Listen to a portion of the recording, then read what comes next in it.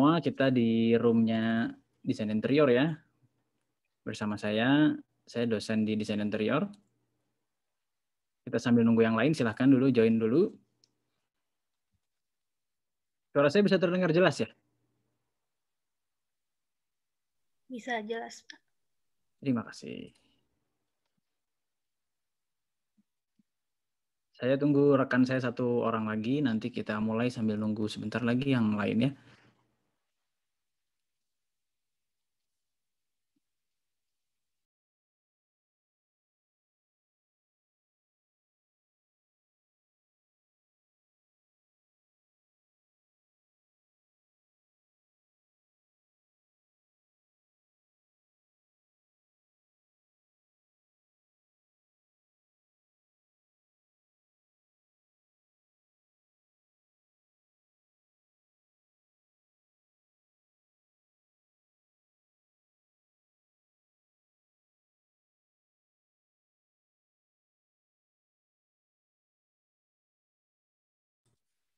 Oke, sambil nunggu kita ngobrol-ngobrol aja dulu. Ada 22 orang di sini. Terima kasih sudah join ya dengan kami. Perkenalkan sekali lagi, nama saya Danu dari Desain Interior. Saya pengajar di Desain Interior kampus Kenesa. Jadi sesi ini 1 jam, kita akan ngobrol-ngobrol, bincang-bincang apapun ya tentang desain interior di ITB, atau mau nanya-nanya desain interior umum juga boleh. Nanti formatnya dari kami ada presentasi dulu, mudah-mudahan nggak terlalu lama. Setelah itu baru kalian bisa tanya jawab setelah presentasinya. Namun bila pada saat kami presentasi kalian mau ada yang ditanyakan di tengah-tengah juga silahkan. Ya, gitu. Di sini sudah 23 orang. Bentar ya, kita mohon waktu 1 menit, nanti kita join ya. Ngomongnya.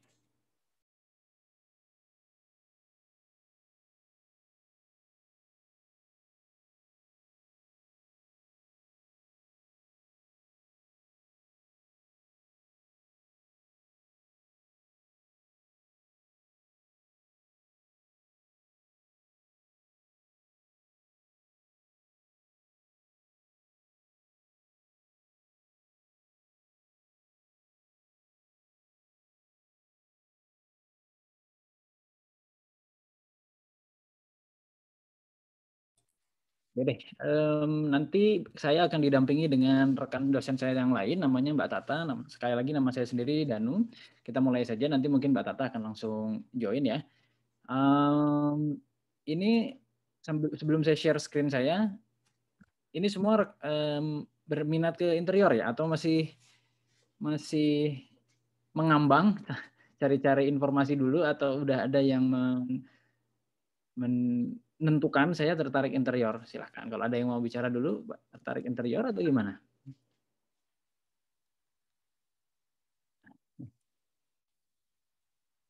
Boleh jawab di chat juga. Oh, ini ada Shanaya ya, silahkan. Iya Kak, aku minat interior. Terima kasih Shanaya.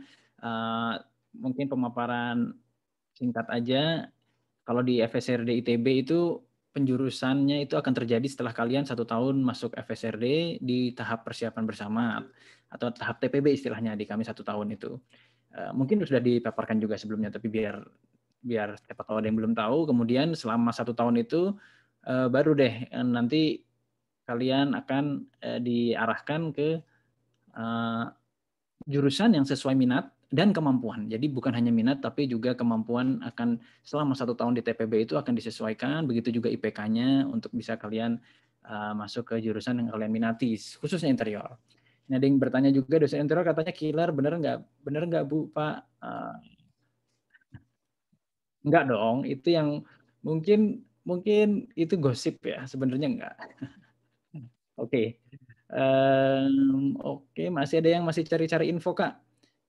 Iya, nggak apa-apa. Silahkan kalian manfaatkan waktu sampai semaksimal mungkin untuk mencari tahu informasi mengenai apa yang kalian minati ya, karena itu cukup menentukan selama kalian nanti 4 tahun studi, kemudian lulus dari situ juga akan banyak dipengaruhi oleh kuliah kalian jurusannya apa. Gitu ya. Kita mulai saja ya dari paparan PowerPoint, nanti pertanyaan lebih jauh boleh kita lanjutkan setelah saya paparan. Oke, tapi yang mau nanya langsung silahkan di chat ya. Sebentar. Saya share video, share screen-nya dulu.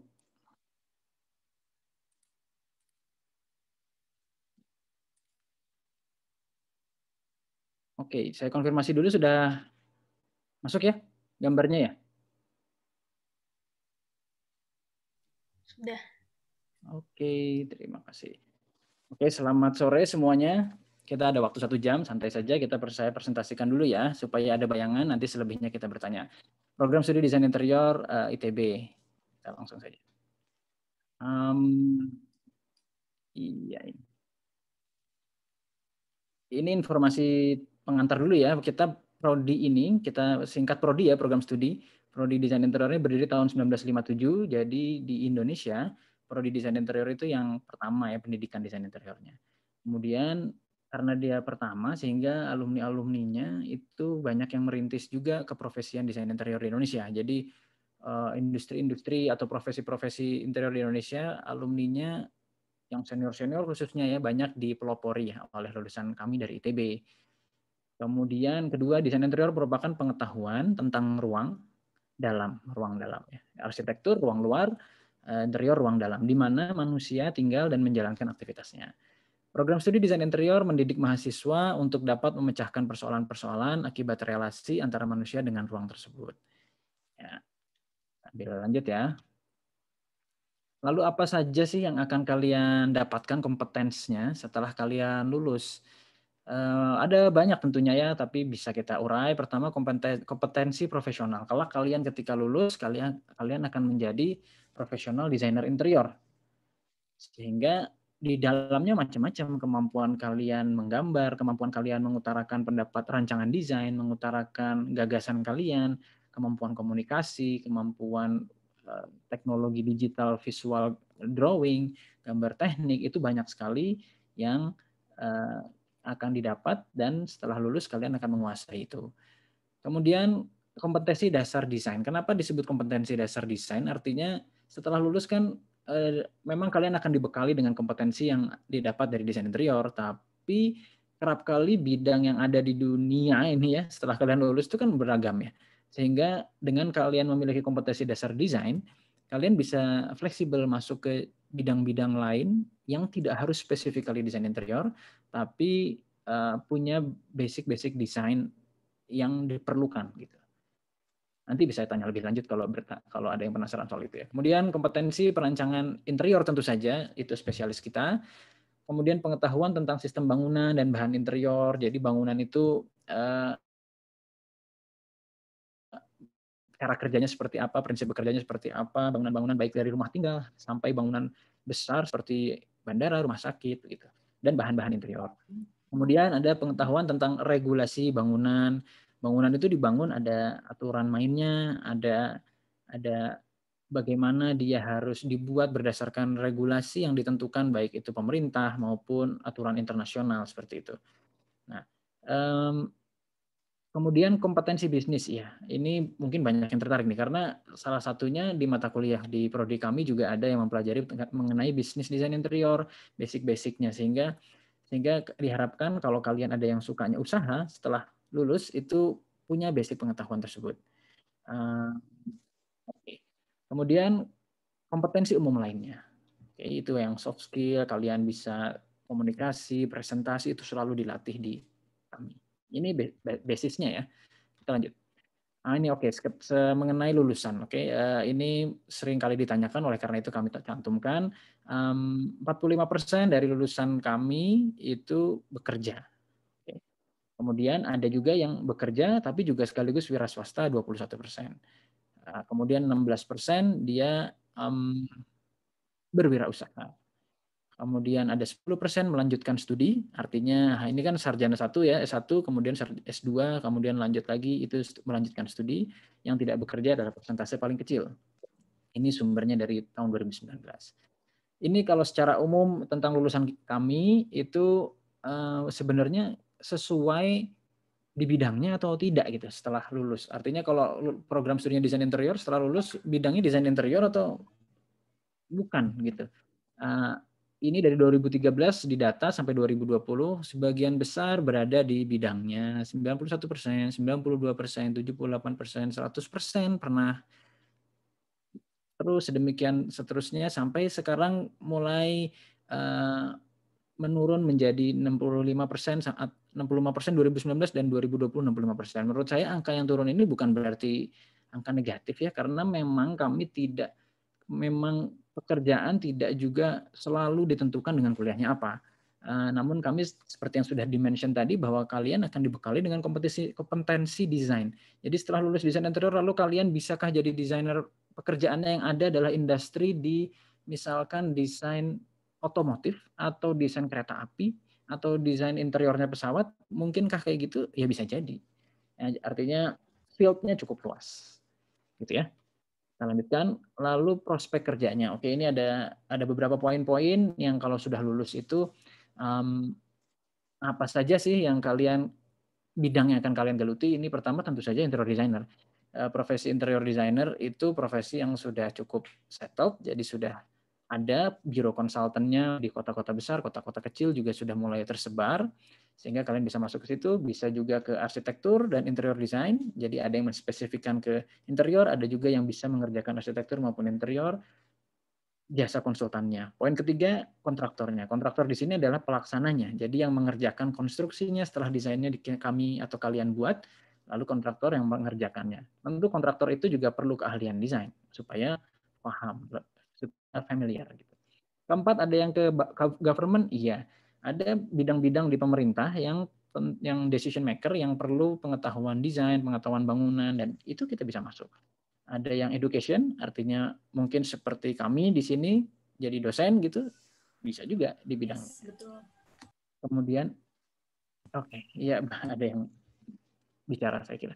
Oke, kita lanjutkan. Interior designer juga ada yang spesifik gitu. Misalkan kalian mau khusus keahliannya mendesain rumah, mau khusus mendesain kantor, mau khusus mendesain rumah sakit, mau khusus mendesain hotel, bisa dispesifikkan seperti itu tergantung kompetensi kalian. Atau ke bidang-bidang tertentu. Misalkan saya ingin jadi kitchen dan pantry spesialis. Jadi yang lulus tuh spesialis bikin dapur, karena setiap rumah pasti ada dapur. Pasti kalau kita punya kemampuan spesifik di situ akan banyak jobnya. Bisa jadi seperti itu. Atau kamar mandi, atau tempat tidur, atau khusus pameran. Banyak sekali yang bisa bercabang setelah kemampuan yang kalian miliki di desain interior. Lanjut ya. Ini kita cepat saja. Jadi mungkin ada yang penasaran kalau di FSRD atau di desain interior, kuliahnya itu ada 8 semester tuh ngapain aja. Semester 1, semester 2 atau tahun pertama ini tingkat dasar, TPB istilahnya, sehingga 1 tahun di sini kalian belum berstatus desain interior maupun jurusan-jurusan spesial lagi di dalam FSRD. Jadi ini umum, semua mengalami ini. Kemudian tingkat semester 3 dan semester 4 atau tingkat 2 ini sudah spesifik masuk ke desain interior kalau kalian masuk ke desain interior. Yang saya warnai kuning sedikit ini adalah yang cenderung praktika, sehingga kalian bisa terbayang mana yang teoretik, mana yang praktika. Kita cepat saja ya. Kalau mau nanya boleh nanti. Ini tingkat 3 berarti semester 5-6 ada mata kuliah ini. Kita tetap belajar agama, tetap belajar Pancasila, itu permintaan khusus dari pemerintah ya. Tapi yang kalian bisa perhatikan yang spesifik mengenai utilitas interior, tinjauan desain, metode penelitian. Ini semester 7, semester 8. Kalian bisa lihat. Kemudian ada yang khusus di semester 7 itu kerja profesi. Kalian artinya magang. Jadi kalian akan ada kesempatan magang juga di konsultan atau biro yang profesional. Semester 8, semester sebelum kalian lulus, tentu tugas akhir. Itu secara cepatnya. Oke. Sekarang masuk ke contoh karya atau tugas mahasiswa. Saya konfirmasi lagi, takutnya udah kepanjangan ngomong, suaranya nggak masuk. Suara saya masih terdengar dengan jelas? Jelas. Oke, terima kasih. Lanjut ya. Nanti kalau ada pertanyaan, nanti pada saat sesi pertanyaan nanti kita jawab bersama-sama dengan rekan saya yang mungkin sudah hadir di Zoom ini. Kita lanjutkan ke contoh karya atau tugas mahasiswa supaya lebih seru ya, dari tadi tulisan terus. Oke, ini kan semester 3 ya, karena 1-2 kan TPB ya. Semester 3 artinya sudah masuk desain interior. Ini dari gambar sekarang sampai ke depan akan banyak gambar. Boleh motong kalau kalian penasaran, mau nanya boleh. Ini saya paparkan mata kuliahnya, kalau kalian lihat di atas judulnya semester 3 desain interior 1. Itu nama mata kuliah ya, desain interior 1. Kami istilahkan dengan coding nomor. interior 1, 2, 3, 4, 5, selesai, lalu tugas akhir. Ada 5 level desain interior di mana setiap tahapan tersebut akan membahas topik-topik spesifik terkait kasus perancangannya. Jadi kalau desain interior 1 ini dia one room apartemen atau apartemen studio lah. Jadi kalau kalian bayangkan buka kamar itu apartemen yang isinya langsung dari tempat tidur, kitchen, sama itu semua dalam satu ruangan khusus, tidak ada ruang penyekat khusus selain kamar mandi. Ini contoh tugasnya, jadi kalian akan menggambar manual, nanti pasti akan pertanyaan, apakah masih menggambar manual? Masih, kita terapkan di tingkat-tingkat awal. Ya ini kalian bisa lihat di gambar yang tengah ini, gambar perspektifis yang di-rendering secara manual, menggunakan teknik manual. Kita langsung aja ya, tapi kalau mau nanya nanti boleh kembali lagi ke gambar ini. Ini contoh mata kuliah yang sama, tapi tugas yang berbeda. Kita ruangan yang berbeda, tapi kita juga mendesain. Sebelah kanan kita bisa lihat secara denah dari atas itu seperti apa pergerakan manusia, begitu masuk pintu kamar, ruang, lalu kemana geraknya ke ruang tamu, itu kita menstudi gerakan manusia di dalamnya, sehingga dapat layout atau tata letak yang paling tepat gitu. Itu juga kita berikan materi mengenai studi ruang, bagaimana sirkulasi dan zonasi di dalam suatu ruang itu penting untuk menjadi desain ruang yang baik. Jadi desain ruang yang baik sekali lagi tentu saja bukan hanya visual atau estetiknya bagus, tapi dia berfungsi dengan baik dan membuat kehidupannya juga menjadi lebih baik. Masih di semester 3, ini mata kuliah yang berbeda, bukan desain interior 1, 2, 3, sampai 5 tadi, yang utama itu. Ini adalah mata kuliah yang berbeda, yaitu studi gubahan ruang. Di sini kalian melatih skill untuk 3 dimensionalnya. Jadi ada kalian membuat maket gitu, lalu ada tema-tema tertentu yang dosennya berikan, kalian harus bikin bertema berdasarkan karakter tertentu, sehingga nanti kalian coba wujudkan karakter tersebut muncul atau tidak. Contohnya misalkan yang kanan atas itu ada gambar, coba buat gambar maket ruangan yang menggambarkan suasana ceria, sehingga munculnya seperti itu. Yang bawah mungkin suasana tertentu, hasilnya seperti itu. Itu diolah menggunakan maket, kalian potong-potong, kalian susun-susun serapi mungkin, lalu kita presentasikan, lalu tunjukkan lewat bimbingan kami para dosen. Kita lanjut.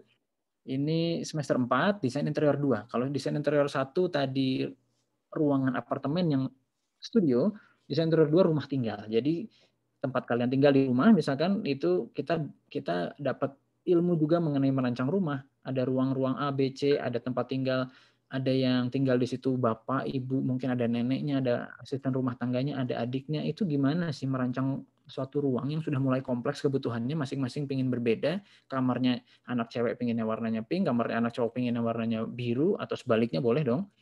Itu ada hal-hal yang spesifik yang perlu kita interview ke penggunanya langsung, kita alami juga interview itu, lalu kita bikin desainnya. Ini banyak ya contoh-contohnya. Kita lanjut aja. Ini mebel 1. Jadi di sini selain membuat rancangan ruang interior yang perlu kalian ketahui, kita juga merancang mebel atau furniture. Jadi kalau kalian perhatikan dalam rumah, basically ada ruangannya dan ada furniture yang melengkapinya, baik itu yang nempel langsung seperti kitchen set, dapur itu nempel langsung ke dinding, atau yang lepasan-lepasan kursi, meja itu juga bagian dari ruang interior yang kita rancang. Ini mebel itu mengarah ke sana, tapi ini basisnya. Jadi kalian dilatih dulu untuk memahami modul-modul, struktur dalam suatu furniture itu seperti apa, kembangan eksplorasi bentuknya. Nah, khusus desain mebel 1 ini mempelajari eksplorasi bentuknya. Kalian bisa lihat bagaimana mahasiswa menstudi, lalu di gambar tengah ini di asistensi kasarnya ya. Jadi kalian paparkan di meja, lalu dosennya kritik, lalu kalian perbaiki, proses itu repeat berkali-kali sampai dapat hasil yang terbaik. Kita juga studi material yang contohnya yang kanan misalkan bambu bisa diapain sih, bisa dilengkungin, itu sebagai step awal sebelum akhirnya jadi produk desain furniture yang kalian pakai itu pasti ada studinya. Nah, ini part dari itu.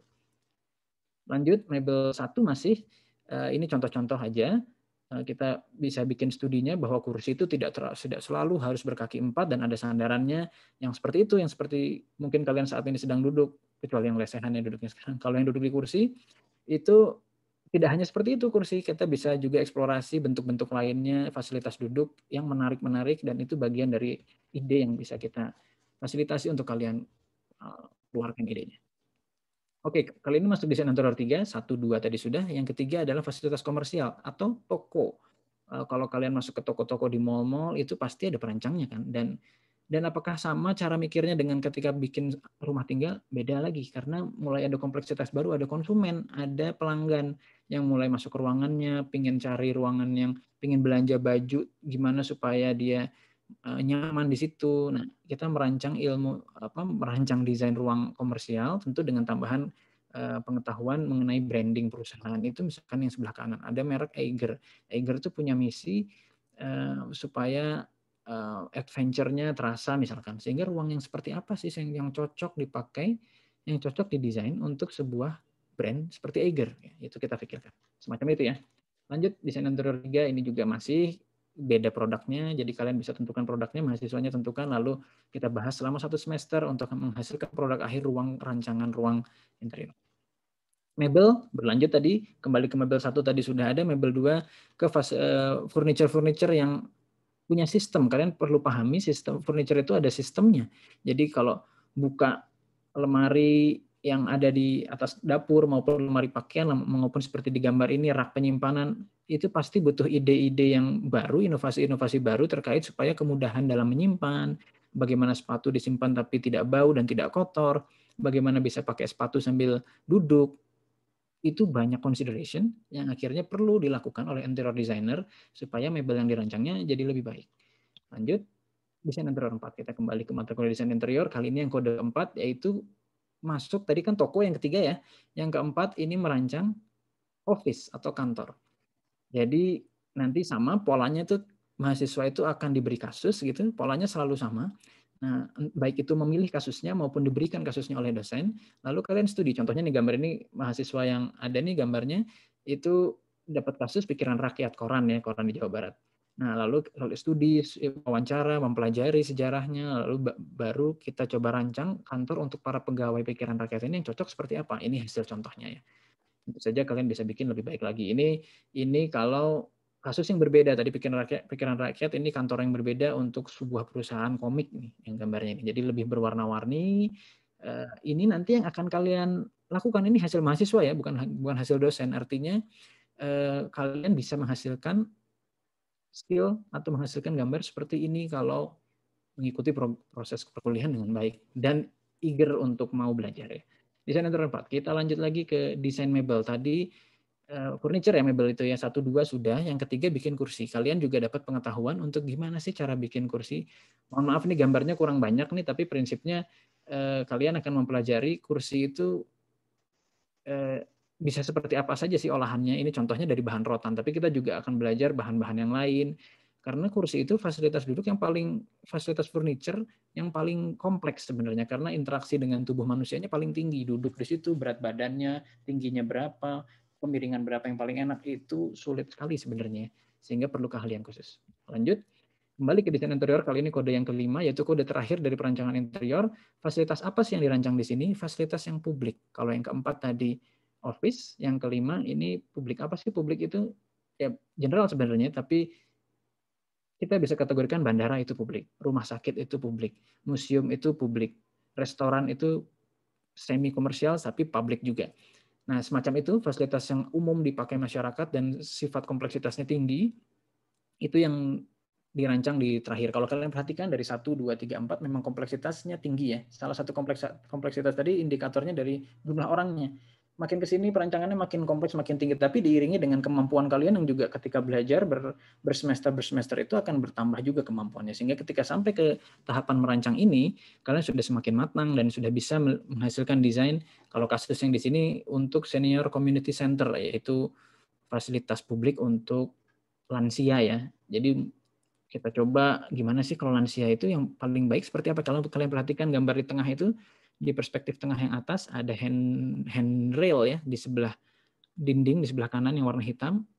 Karena mungkin kalau lansia ketika beraktivitas di bawah atau berjalan yang sudah mulai kehilangan keseimbangan, dia butuh berpegangan semacam itu. Nah itu spesifik yang perlu kalian pelajari. Oke, kita percepat ya.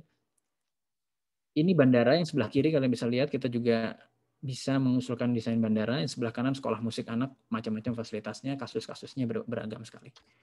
Oke, manajemen proyek, kalian akan belajar satu proyek itu di-manage seperti apa, bekerja proyek desain interior ya, misalkan bikin rumah, apanya dulu sih, material masuk, kapan sih kalau dirancang, lantai dulu atau langit-langit dulu, kapan furniture masuk, terus peran orang yang tinggal itu apa sih, lalu siapa saja yang terlibat, itu dipelajari.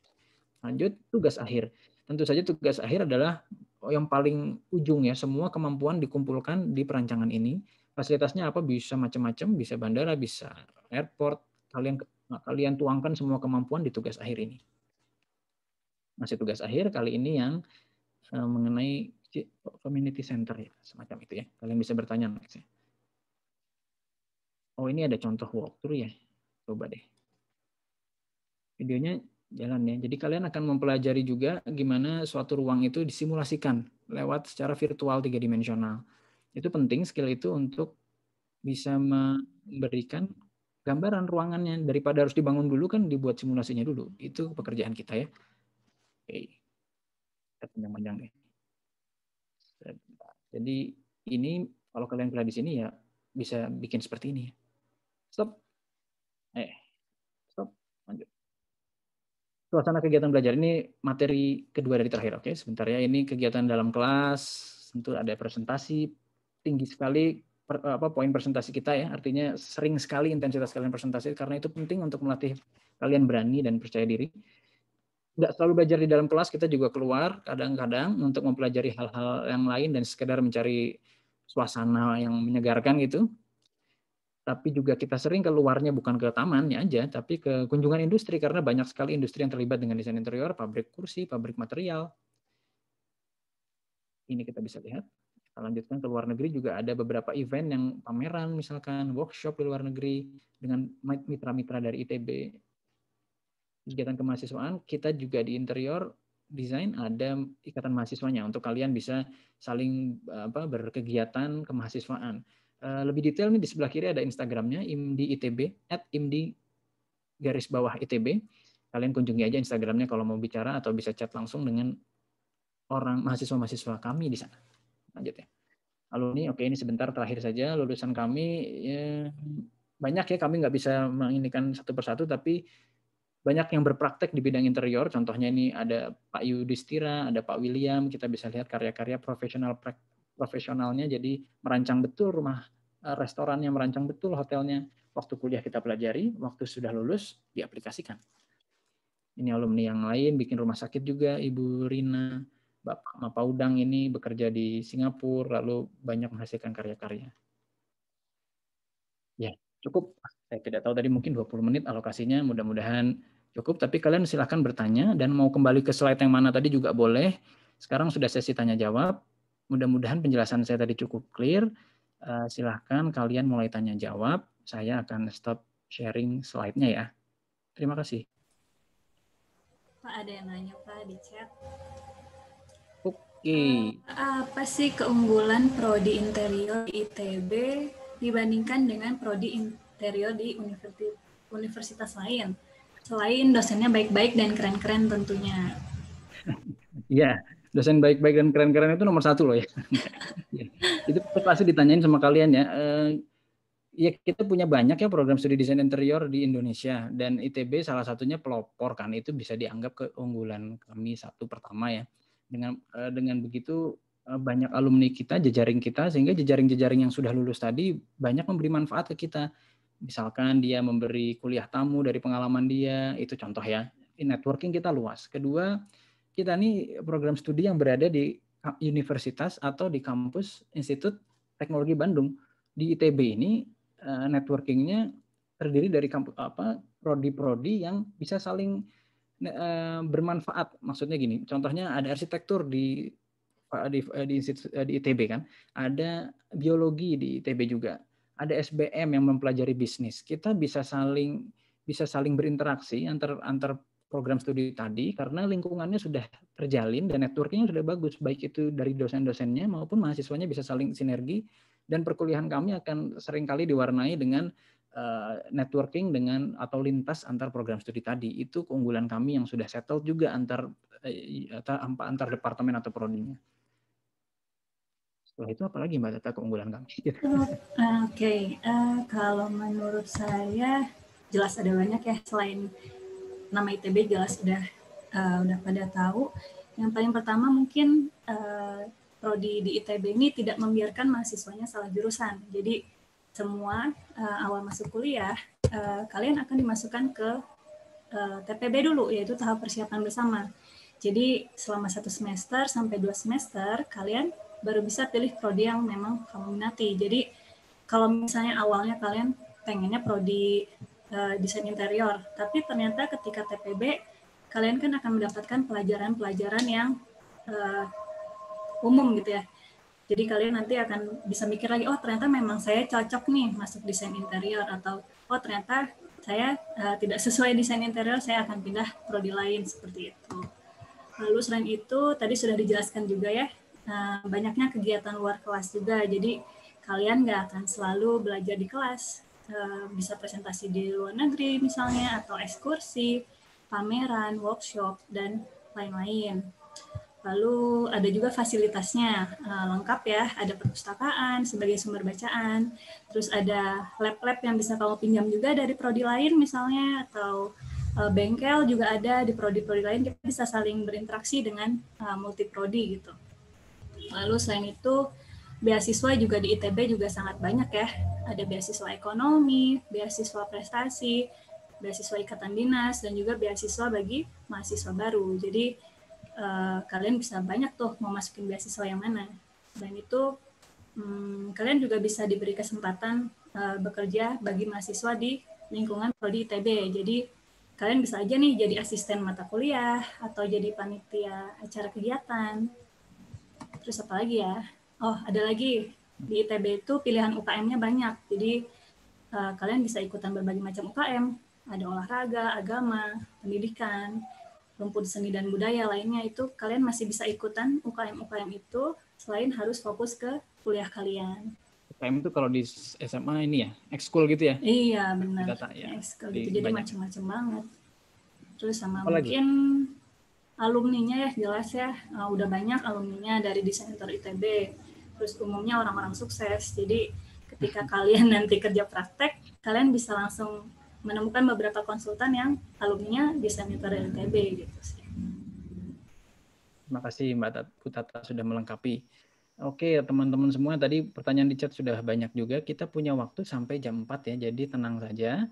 Kita akan bacakan yang di chat, tapi kalau ada yang mau bicara langsung lebih seru sebenarnya. Jadi silahkan. Iya, kalau silahkan. Kalian mau open mic, jadi kita bisa interaksi. Oke, kira-kira yang di chat ada apa lagi Bu Tata nih? Oke, dari Jaka ya. Apa jurusan desain interior selalu ketat persaingannya dari jurusan lain?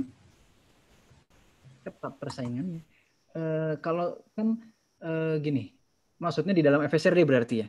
Iya, kayaknya pas TPB itu pasti, ya Pak. Betul kan, kalau kita kan tadi udah dijelaskan ya, kalian akan masuk tuh fokusnya sebenarnya yang kalian perlu pikirkan sekarang itu, bisa kami bilang tuh nggak usah terlalu memikirkan, perlu sih tapi tidak perlu fokus terlalu banyak ke program studinya apa nanti. Yang penting masuk FSRD-nya dulu, karena kan mau nggak mau step awalnya ke situ, bahwa kalian sudah punya minat sekarang lebih baik, itu mendorong motivasi kalian untuk masuk ke FSRD. Nah, tapi ketika kalian masuk FSRD itu sebenarnya semacam dibukakan lah, karena dulu waktu saya masuk FSRD di ITB juga, itu jadi setelah setahun belajar di ITB itu jadi lebih tahu dan lebih terbuka terhadap program studi yang di luar minat saya tadinya gitu. Jadi itu penting untuk kalian ketahui dulu, dan itu akan menguji juga kalian ini benar-benar memang pingin interior design, atau jadi selama 1 tahun tuh kayak diuji ini, kalian lewat gambar maupun lewat obrolan pasti. Yang paling sering itu sebenarnya sama ngobrol teman-teman selama setahun tuh. Kamu sukanya apa? Oh ternyata interior tuh gini ya, ternyata desain produk tuh begini, ternyata seni rupa, seni patung itu seperti ini ya. Nah itu semua akan kalian alami secara konkret ketika kalian masuk. Oke, tapi kita bicara ke desain interior ya. Ketika kalau kalian sudah di sana dan ternyata tetap kalian makin ingin masuk gitu. Nah, persaingannya ketat atau enggak sebenarnya kuncinya di kemampuan kalian selama 1 semester itu. Jadi kalau kalian rajin, kalau kalian benar-benar 1 semester lagi, 1 tahun di TPB itu benar-benar totalitas, hasil IPK kalian baik di situ, itu punya chance besar untuk bisa menentukan sesuai minatnya mau apa gitu. Jadi salah satu pertimbangannya kan selain minat juga kemampuan atau IPK itu ya. Jadi kalau sudah masuk, ini prioritas utama masuk. Ketika masuk, kalian fokus belajar, ikuti basic pengajaran desain di TPB, pengajaran desain dan seni di TPB. Lalu kalian tentukan.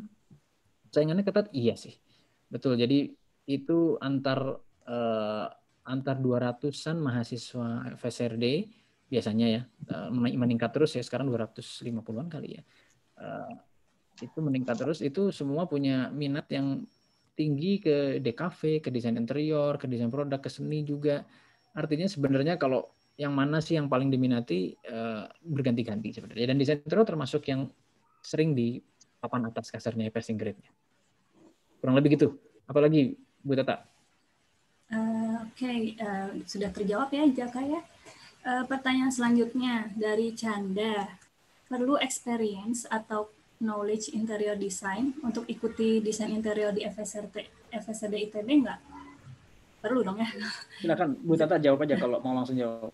Nggak apa-apa Pak, monggo. Oh, ya sebenarnya yang penting tuh kalian interest ya. Interest tuh kalau udah kalian tertarik ya, kalau kalian ketertarikan itu kuat, pasti yang lain keikutan kok. Pasti kalian ingin baca lebih lanjut, pasti kalian ingin perhatiin desain-desain. Kalau kalian ini paling sering nih yang kita omongin sesama alumni atau mahasiswa interior, kalau udah masuk ke interior paling nggak setahun setelah TPB terus masuk setahun atau 1 semester di interior, kalian tuh kalau ke fasilitas-fasilitas publik, ke restoran, ke toko itu akan jadi lebih sensitif. Sensitif tuh jadi lebih pingin tahu ini materialnya dari apa sih? Karena kalian merasa sudah punya basis itu dan kalian merasa nanti lulusannya akan jadi lebih concern ke situ.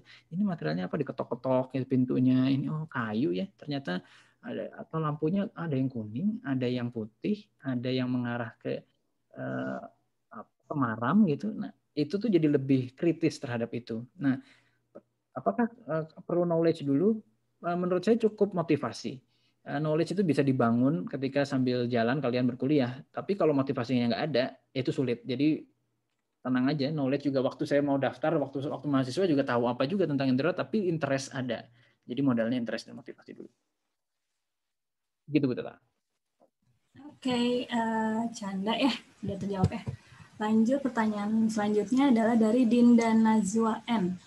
Apakah lulusan SMK bisa berpeluang masuk desain interior ITB? Oke. Bu Tata nanti boleh sempurnakan ya, karena tadi ada beberapa juga yang nanya soal SMK. Sebenarnya kalau spesial tentang SMK-nya bisa bergabung ke ITB dan spesifikasi ke interior ITB, itu pertanyaannya rada di luar ranah kami nih. Artinya ada urusan dengan manajemen penerimaan mahasiswa baru. Jadi kalian perlu tanyakan itu, pastikan itu, lihat di website dan tanya ke booth PMB atau booth USM, bisa ditanyakan di situ. Nah, tapi kalau di luar itu persyaratannya, tapi dari segi substansi atau dari segi konten, apakah lulusan SMK bisa? Sangat bisa. Artinya dia bisa bersaing dengan yang lulusan non SMK, sangat bisa juga. Tadi sempat ada yang nanya tuh waktu di room yang belum ke breakout ya, masih di general. Itu saya dari, yang di IG tadi nanya. Nanyanya adalah saya dari SMK teknik bangunan. Dia bikin sehari-harinya bikin gambar teknis untuk bangunan, bisa atau enggak? Itu pakai banget loh di kita. Itu justru modal yang baik kalau kalian punya itu. Mungkin orientasinya berbeda. Ketika kalian SMK diharapkan kalian bisa skill itu untuk tujuannya mungkin menjadi pelaksananya atau menjadi pengawasnya begitu. Tapi kalau di sini konteksnya sebagai perancangnya nantinya, utamanya ya, tentu tetap bisa jadi pelaksana. Jadi contohnya itu SMK yang terkait bidangnya tentu bisa, non bidangnya juga nggak ada masalah. Jadi maksudnya tidak jadi ada perlakuan khusus ataupun nggak ada. Jadi sama aja menurut saya. Mungkin Bu Tata boleh menyempurnakan kalau ada. Iya betul ya, kalau misalnya terkait syarat-syarat yang lebih jelasnya kalian bisa langsung menuju ke booth PMB atau ke website LPTMT ataupun ke USM TB Asyik. Jadi di sana akan lebih jelas nih syarat-syaratnya apa aja. Gitu. Selanjutnya pertanyaan dari Jaka lagi nih, kayaknya Jaka yang tadi nih. Dia kayaknya tertarik interior nih. Satu kelas diisi oleh berapa orang Pak? Dan apakah ada exchange student-nya? Ya, satu kelas isinya berapa terkait kapasitas ya. Jadi satu angkatan di FSRD itu kan 200 sekian ya. Nanti dipecah ke 5 prodi ya. Nah, Yang paling baru aja ya, yang kemarin 2020 masuk itu ada 50-an. 50 ya. Jadi berkisar di 50-an. Satu prodinya. Lalu pertanyaan berikutnya, apakah ada exchange student? Banyak program yang ditawarkan oleh ITB. Mohon maaf nih kalau ada suara-suara ya, ada anak saya ini. Ada banyak program yang ditawarkan oleh ITB terkait exchange student. Jadi banyak peluangnya. Bentar ya, banyak chance-nya. Jadi kalian bisa masuk dulu, nanti dari situ banyak proposal-proposalnya. Gitu. Itu Bu Tata. Lanjut aja. Oke, lanjut dari Jonathan. Persiapan apa aja ya yang perlu disiapkan untuk masuk desain interior ITB? Oke, seperti yang tadi saya bilang, fokus persiapannya ke FSRD aja. Karena kalau masuk ke desain interior, nanti setelah kamu masuk FSRD, kamu belajar khusus terkait persiapan ke interior. Nah, untuk FSRD, banyak tes-tesnya, ada jalur-jalurnya juga, SNMPTN, SBMPTN, dan USM. Ada portofolio untuk SNMPTN ya. Ada juga ujian gambar di USM. Jadi, di SBMPTN juga. Jadi selain kemampuan di UTBK yang kalian kalau SBMPTN itu kalian perlu kuasai, itu sebagai syarat juga, kemampuan gambar juga perlu ditingkatkan. Jadi bukan berarti gambar doang terus yang kemampuan lainnya tidak, itu semua jadi indikator penilaian. Saya tambahin Pak sedikit. Silakan. Mungkin kalau misalnya nanti kalian sudah masuk ke desain interior ITB, kalian bisa meningkatkan skill cara kalian berbicara dengan orang, karena kan interior ini nanti kalau misalnya kalian jadi desainer, kalian akan banyak bertemu dengan klien. Jadi nanti kalian juga akan diajari di mata kuliah misalnya cara presentasi atau cara mewawancara orang, itu nanti juga akan diajari. Jadi kalian nanti akan lebih besar antara bertemu dengan klien, karena kan kita desainer ya. Thank you Bu Tata. Lanjutkan. Selanjutnya dari Muhammad Rizky. Nama saya Rizky, izin bertanya, apakah penggunaan software ketika pengerjaan tugas bebas atau harus berbasis dari dosen? Oh, terkait softwarenya ya. Iya, bebas kok. Jadi kita di Prodi, di interior nggak mengkhususkan harus pakai software apa, tapi kita khususkan tujuannya ini, bikin A, B, C. Nah, lalu mencapainya ke sana lewat software apa, silahkan, nggak ada yang dikhususkan. Kita nggak kerja sama khusus atau sponsor dari software tertentu juga. Jadi cenderung cenderung kalian enjoy-nya dengan software apa. Gitu. Ya, betul. Selanjutnya ada dari Wildan Nugraha. Assalamualaikum, izin bertanya. Kalau SMK jurusan teknik gambar bangunan bisa nggak masuk FSRD khususnya di DI? Anak SMK yang bukan jurusan seni, kemungkinan keterima di FSRD-nya besar nggak Kak atau gimana? Oke, tadi udah dijawab soal SMK. Prinsipnya kalian perlu tanyakan yang ini karena ini bukan wilayah kami. Kami kan dosen nih. Ada yang mengurusi mengenai penerimaan, jadi syarat-syarat detailnya gitu. Daripada kami salah jawabnya, kalian lebih baik tanya ke booth PMB penerimaan mahasiswa baru atau lihat di website USM ITB SID. Itu mudah-mudahan tergambarkan dan dapat jawaban yang lebih clear. Ditambah nih ya, tiap tahun tuh ada aja syarat-syarat baru nih, kami takut salah nih. Gitu ya. Ya, betul. Selanjutnya dari Steffi. Kalau mahasiswa S1 jurusan teknologi hasil hutan, bisa nggak ya mendaftar ke S2 desain interior? S2? Ya, oke. Oke. Ya. Hanya bisa sarjana gimana, Bu Tata? Ya, jadi dia ini S1-nya jurusan teknologi hasil hutan. Jadi dia kalau mau S2 di desain interior bisa nggak ya? Kalau menurut saya S2 di FSRD ini kan umum ya untuk desain dan seni rupa. Jadi tidak khusus S2 desain interior. Jadi bisa saja kalian kalau misalnya S1-nya jurusan teknologi hasil hutan, masuk-masuk aja, daftar-daftar aja bisa kok. Waktu itu pernah di S2 itu ada yang pernah dari jurusan apa tuh pesawat tuh, Mas? Pesawat tuh dari mana ya? Yang suka bikin pesawat. Ya, penerbangan lah ya. Ya, penerbangan itu juga pernah ada masuk jadi di S2 desain. Tapi mungkin kalau misalnya mau lebih jelasnya bisa tanya ke bagian S2 desain ya, bukan ke prodi desain interior. Oke, betul sekali. Oke, selanjutnya dari Alia Hanifa. Kak mau nanya, FSRD ada jalur internasional nggak? Jalur internasional artinya kelas internasional ya. Gini. Kalau kelas internasional artinya yang officially untuk program studi desain interior kelas internasional itu tidak ada. Ada beberapa program studi di ITB, farmasi, contohnya ada yang lain lagi itu yang memang membuka kelas internasional khusus gitu. Itu ada itu, tapi interior tidak ada.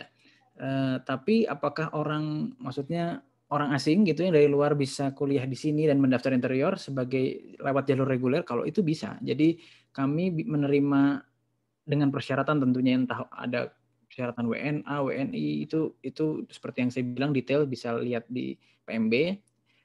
Tapi prinsipnya kami menerima dari beragam latar belakang, etnis, tidak ada spesial harus orang Indonesia gitu kasarnya begitu ya.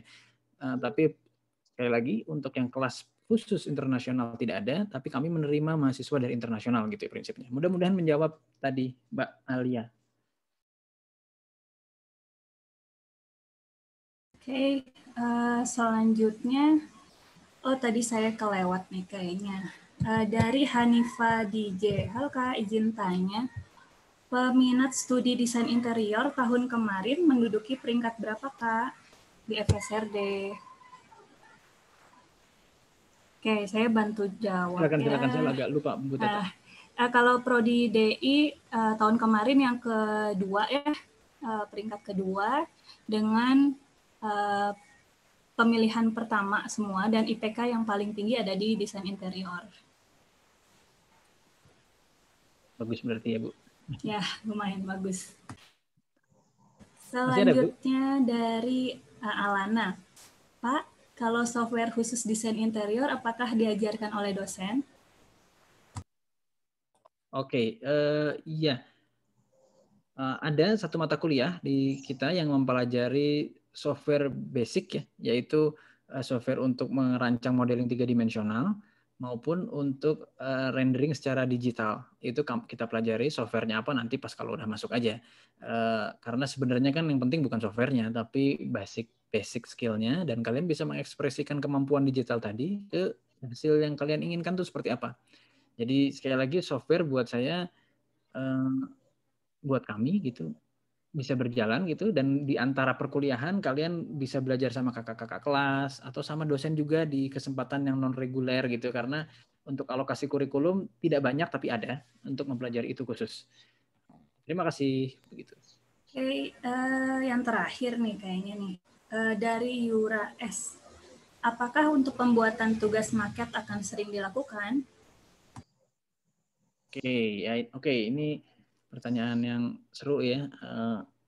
Iya, jawabannya iya. Jadi di setiap tingkatan tadi kalau di penjelasan kami tadi di desain interior 1, 2, 3, 4 sampai 5 itu diperlukan market di setiap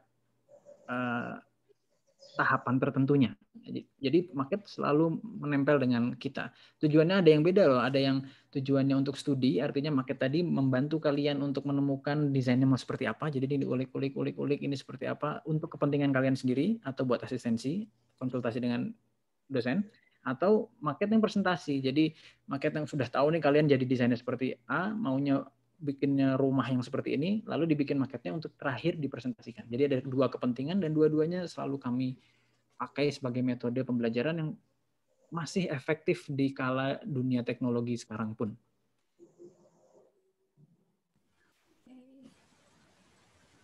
Sepertinya sudah ya. Ada satu pertanyaan lagi nih. Muhammad Rizky. Ini mah FSRD sih, bukan tentang desain interior. Kita jawab juga ini Pak. Apakah portofolio?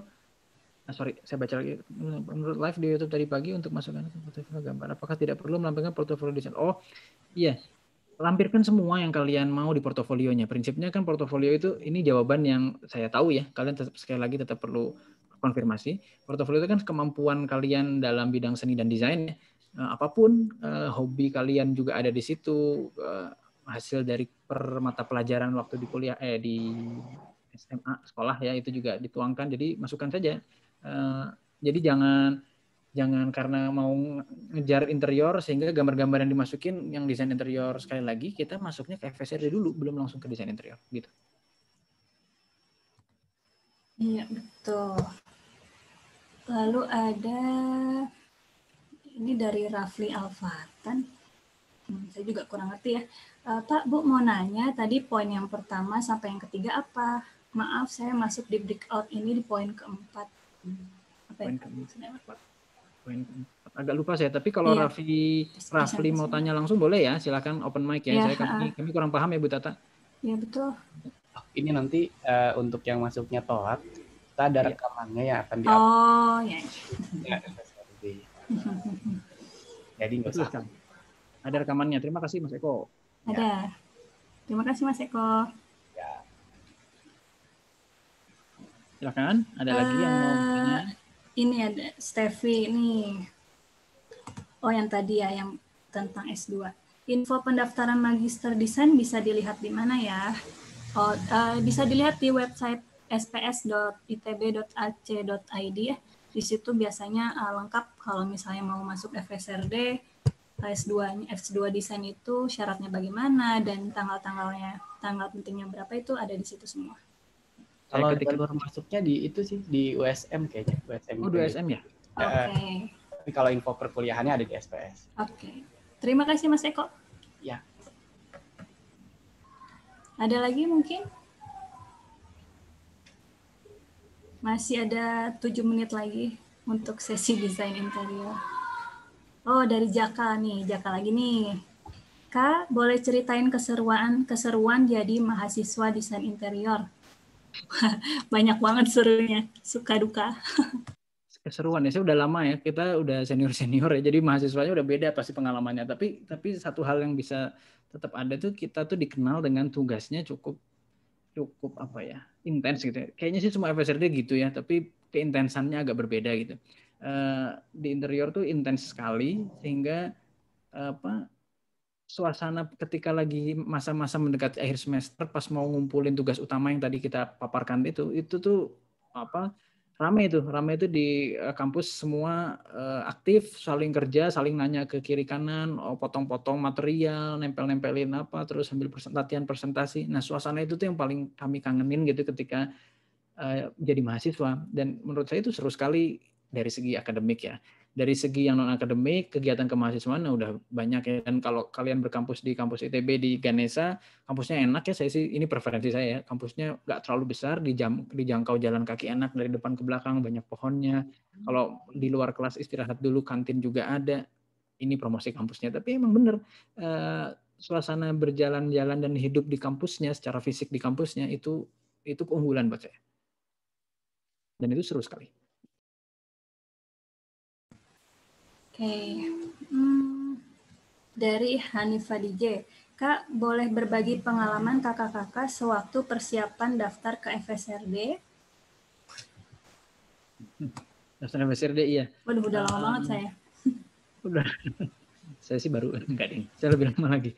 Iya, pengalaman waktu daftar, yang seru ya ini, gambarnya ya, karena yang bikin berbeda itu pada saat tes gambar, karena yang lain kan nggak ada tes gambarnya. Jadi itu suasananya cukup menegangkan tapi seru juga karena kita lihat yang lain pada gambar gitu, terus kadang-kadang mengintimidasi juga pada saat tes itu yang lain udah selesai kita, tapi itu buat saya seru-seru aja ya. Dan setelah selesai biasanya nih yang anak-anak calon FSRD pada saat itu ya, artinya masih baru selesai tes tuh, tapi rata-rata udah pada kenal tuh, oh nanti kita ketemu ya, mudah-mudahan kita pada lulus masuk FSRD, masuk desain interior nantinya atau jurusan lain. Itu sering kumpul-kumpul sendiri, dan menurut saya waktu itu, nggak tahu yang sekarang suasananya seperti apa, itu sih seru-seru aja waktu daftar gitu ya.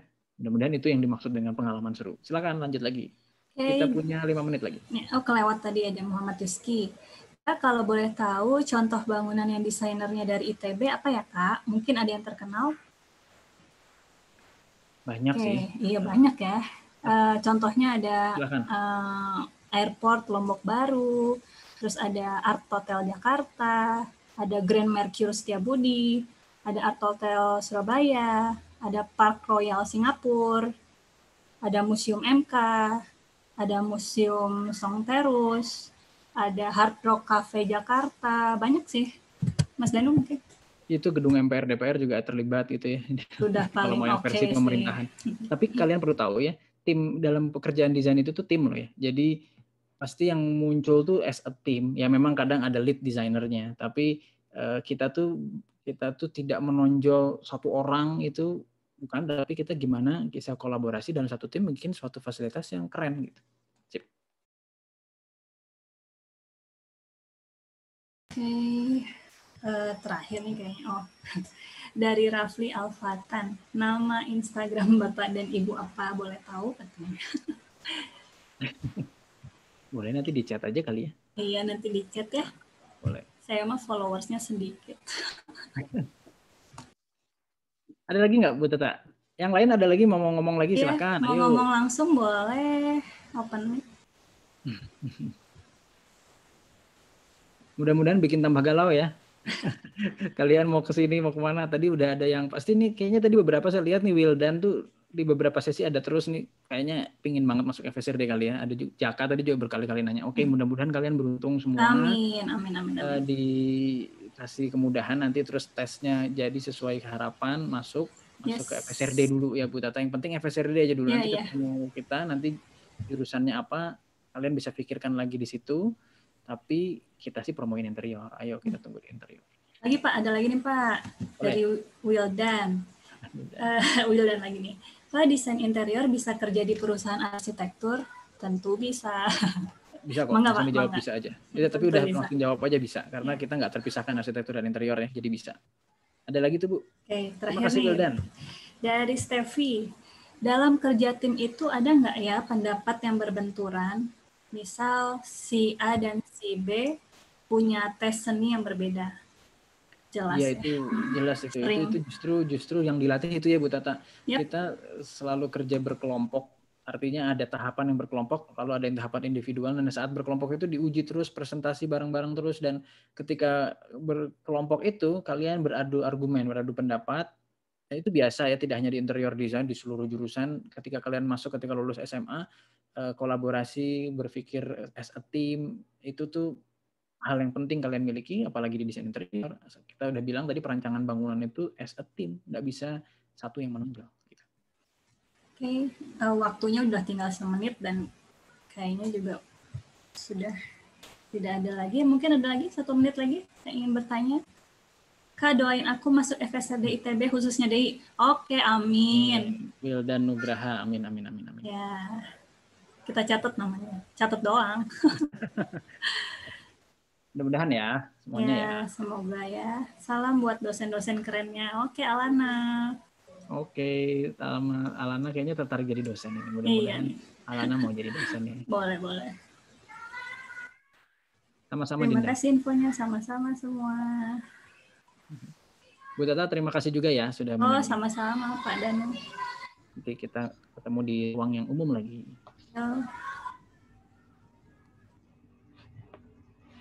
Oke, terima kasih ya untuk teman-teman yang lain. Kayaknya masih banyak pertanyaan, tapi masih boleh datang besok di booth-nya FSRD. Pertanyaan-pertanyaannya boleh diajukan lagi di main room. Sementara di breakout room-nya nanti besok hari Minggu jam 9 ada pemaparan dari program studi DKV. Lalu jam 10 sampai jam 11 ada pemaparan dari program studi desain produk. Jam 11 sampai jam 12 ada pemaparan dari program studi Kria Cirebon. Bedanya apa dengan Kria Ganesha? Besok bisa ditanyakan lebih lanjut. Lalu jam 1 siang setelah break makan siang ada pemaparan dari program studi DKV Jatinangor atau peminatan literasi media literasi visual digital. Oke. Nanti bedanya apa sih dengan program studi yang di Ganesha? Besok boleh ditanyakan. Karena ini program studi baru akan dibuka tahun ini. Jadi kalian kalau masuk berarti mahasiswa pertamanya. Nah, karena sudah jam 4, jadi izin ditutup ya. Mohon maaf untuk semuanya. Breakout room-nya akan segera ditutup sebentar lagi.